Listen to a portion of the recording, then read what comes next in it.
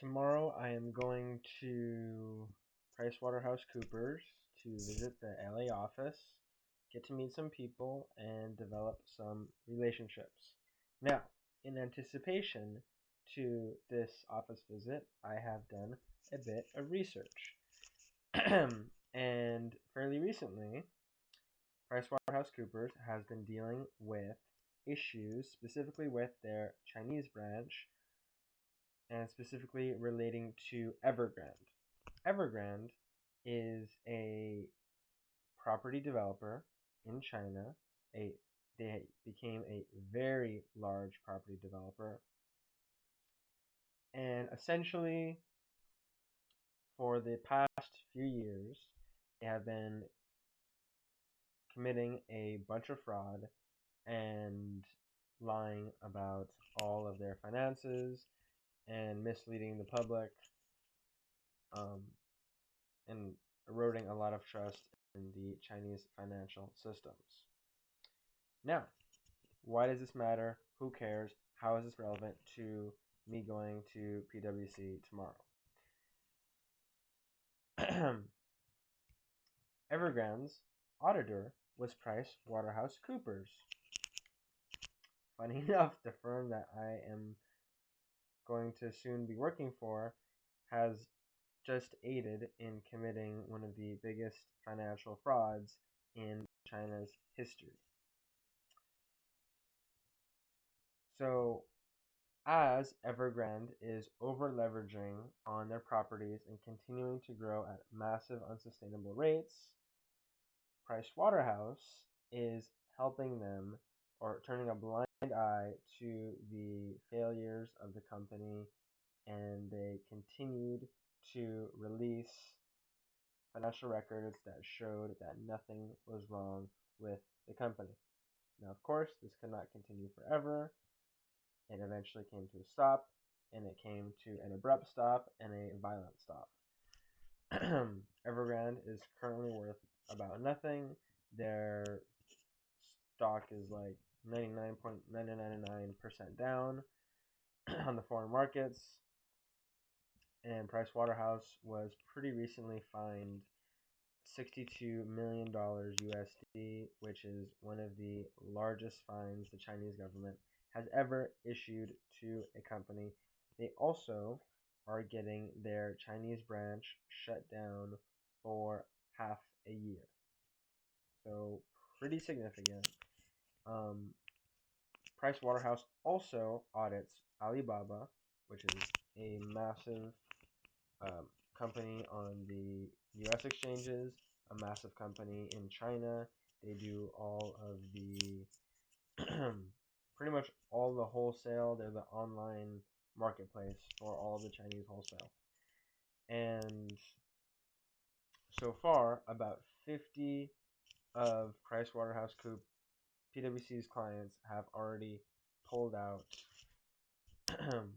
or walked away from PwC and pulled out of their agreements to have them be audited because of the situation with Evergrande. So, Pricewaterhouse will lose some market share in China. They are currently, well, I don't know about currently, but they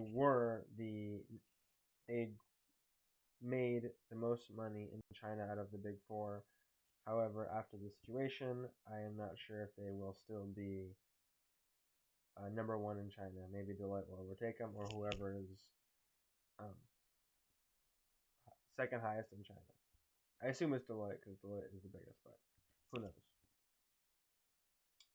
So troubling times for Pricewaterhouse, troubling times for the auditors in China. The head of the audit division in China, Daniel Lee, just stepped down, and they're going to have some other person replace him. It's pretty brutal. So I'm glad I did the research. I'm saying this out loud to rehearse and to act like I know what I'm talking about. Well, I do know somewhat what I'm talking about, but yeah, media is calling it the Lehman Brothers of China. So kind of a 2008 situation. The way China has it set up is if this is according to my research that I've done fairly little of, so bear with me here. But if you go to the city in China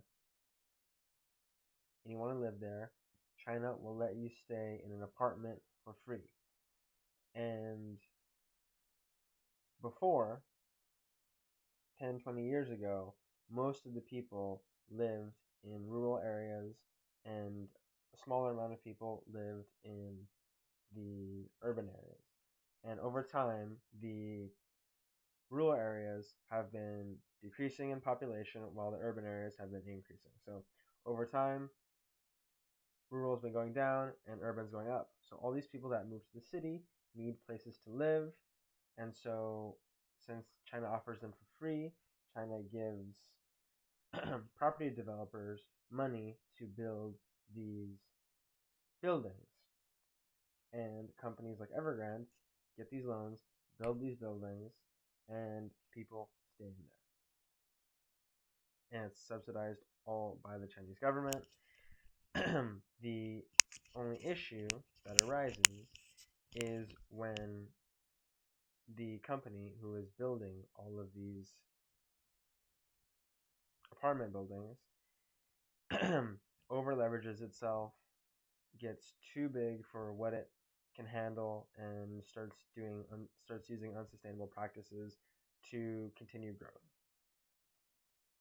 This, along with somehow convincing one of the largest accounting firms in the world to turn a blind eye to what you're doing, is how you end up with these massive companies facing these massive failures very abruptly. And it's a shame because it's going to make a big impact on PricewaterhouseCoopers' record in China, not the record, the reputation in China, as well as the US. If you watch the news, you've heard about Evergrande. If you're up to date with the finance stuff, you know about what happened in Evergrande. You know what happened to Evergrande. And I actually remember reading about Evergrande a few years ago on the cover of CNBC, and at the time I didn't really know about audit, so I wasn't concerned with who the auditors were behind Evergrande, but it turns out that I'm going to be working at the firm that failed to audit Evergrande properly. So funny how that works. Not a funny situation. It's a very serious situation, and hopefully we can get some answers about it tomorrow. I'm very excited tomorrow. I'm very excited about tomorrow. I went to dinner with my mom today. We went to downtown LA for dinner, and I got to see the 4 accounting firms. We saw the Deloitte building, PricewaterhouseCoopers building, Ernst & Young building, and the KPMG building. Ernst & Young and KPMG are kind of short, but the PricewaterhouseCoopers and the Deloitte buildings are very nice. Not to be biased, but I personally think that the PricewaterhouseCoopers building is the best looking building out of all of them. We are the only one that has space in front of the office building to actually walk up to. All other buildings are on the sidewalk and they're very abrupt. Ours, you can kind of walk up to. It's a little bit in from the sidewalk. It's also a very classy building. It's modern, it's new, but it's fairly regal and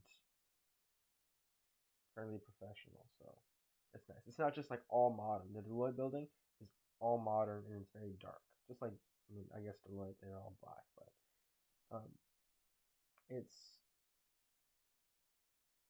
nice. It's very nice. And I'm excited to check it out tomorrow.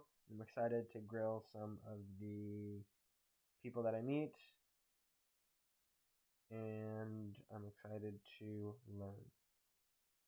With that being said, we're approaching the 10-minute mark. I'm going to go to bed, do some more research tomorrow, get up early tomorrow, get ready for tomorrow. And yeah, good night. I will see you tomorrow. Wish me luck.